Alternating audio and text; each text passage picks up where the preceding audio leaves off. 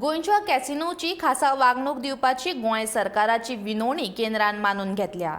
कॅसिनोक 28% कर लावपाचो निर्णय GST परिशदेंत मुखार धुकल्ला।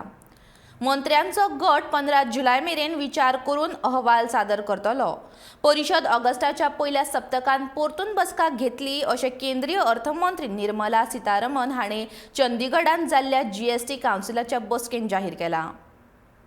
That Goa and its minister requested that he place his view even before the entire council, not just the GOM.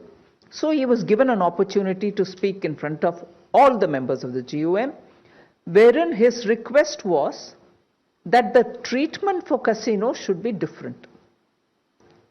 And therefore it was decided, he did give a complete presentation, therefore it was decided that Conrad Sangma, the chair of that GOM, will once more hear Goa, and even as this decision was taken, it was felt, some of the members of that GOM felt that if there is a window for casinos to be heard again, let horse riding also be heard again, let online games be also heard again. We've allowed that, but with a condition that by July 15th the report should be back again with us. So the council will then have a look at it, and as a result we have accepted that the council will meet on this GOM's agenda,